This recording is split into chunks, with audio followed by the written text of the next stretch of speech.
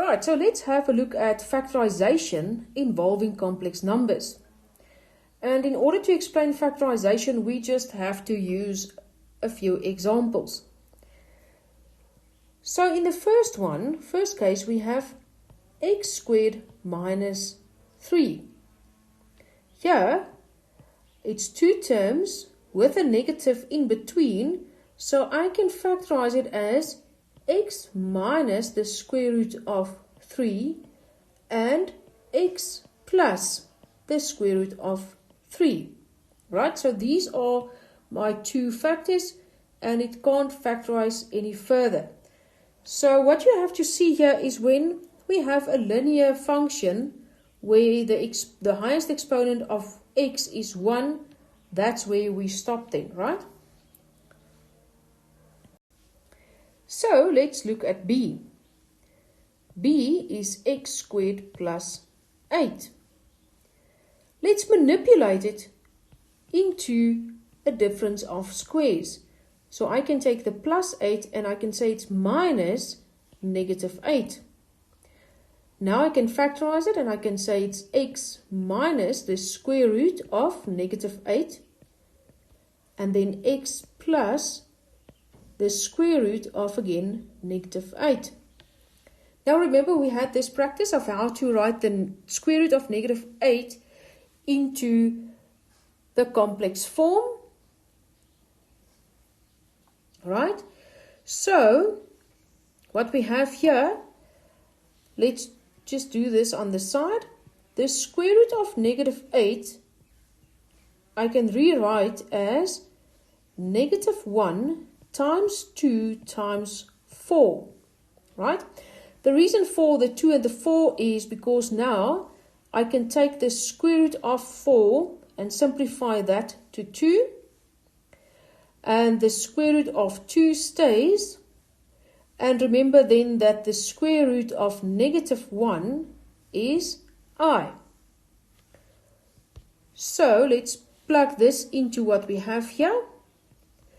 That then becomes x minus 2 square root 2 I.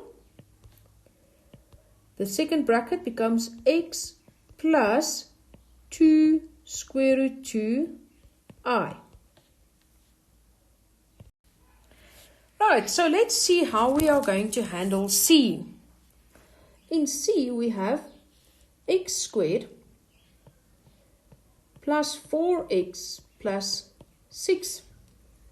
So what I'm going to do here is I'm going to solve for the equation where this trinomial is equal to 0. And let's see what we find for x. So remember the quadratic equation of x equal to negative b plus or minus b squared minus 4ac all divided by 2a. So let's apply that. Then we'll get that x is equal to negative 4 plus or minus the square root of 4 squared minus 4 times 1 for a and times 6 for c, all divided by 2 times 1. Right, so and all of this then simplifies to negative 4 plus or minus the square root of negative 8, everything divided by 2. And now what do we do again with the square root of negative 8? So the square root of negative 8 can be rewritten as negative 1 times 2 times 4, where the square root of 4 can come out and just have a 2. Then we have left the square root of 2, this one. And then finally, the square root of negative 1 is I. So we have negative 4 plus or minus 2 square root 2 I, everything divided by 2. And from here, the denominator can divide into both terms in the numerator.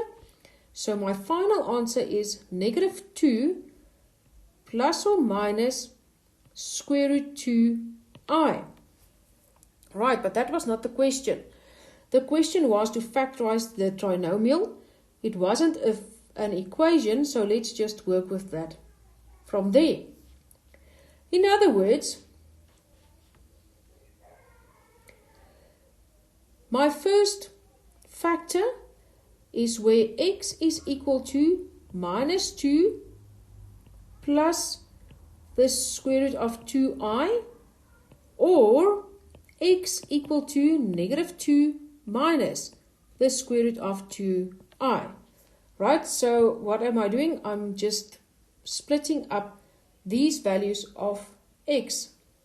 So now I can find the factors. I'm going to take this to the other side, and I get x plus 2 minus the square root 2i. That's my first factor then. My second factor will then be x plus 2 plus square root 2 of times I. So these are then the two factors of C in the complex number set. Now let's take a look at D. D is x cubed plus 1. And again, let's put this equal to 0 for now, and then we'll work it back to the factors. So first of all, from factorizing cubes, the sum of cubes, we know that this will factorize into x plus 1 and x squared minus x plus 1. This is then equal to 0. So from my first bracket, I know that x is equal to negative 1. And from the second bracket, it will be x squared minus x plus 1 equal to 0. And from this, you can see that you won't be able to factorize it straight into two brackets. So again, I'm going to use the quadratic formula. So x will be minus negative 1 plus or minus the square root of negative 1 squared minus 4 times 1 and 1. Because both A and C and even B, B is negative 1, A and C are both positive 1. And this is all divided by 2 times 1. Right, so let's simplify this thing.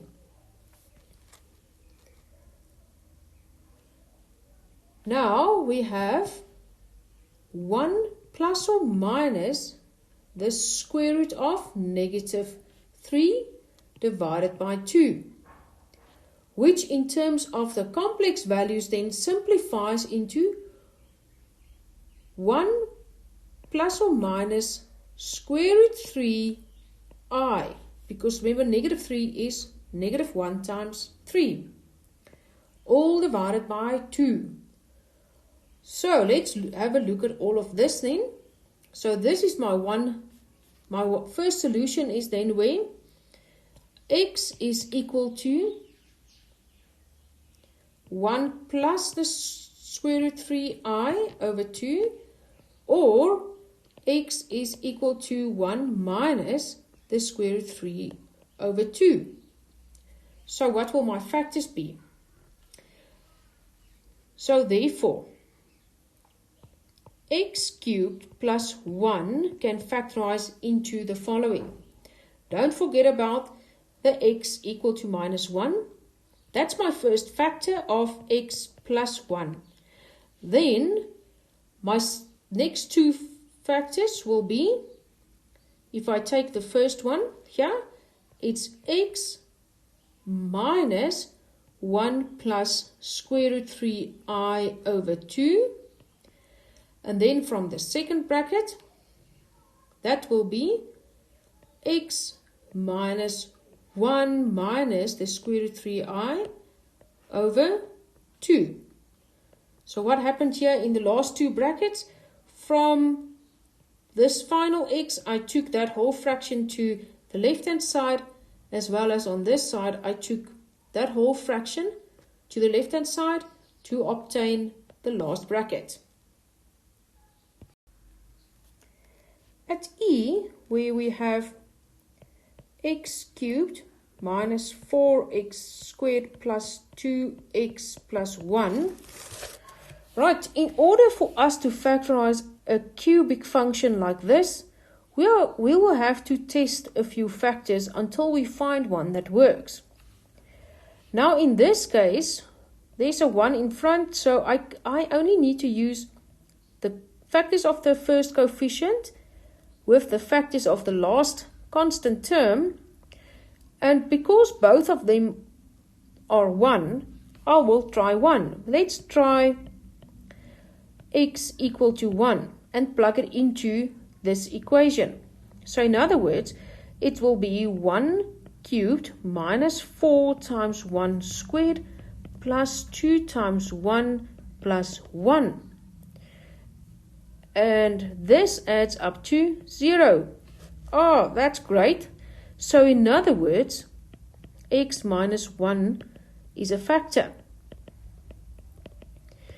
Right, and now in order for us to get the next part of the other factors, we have to divide the x minus 1 into the original function.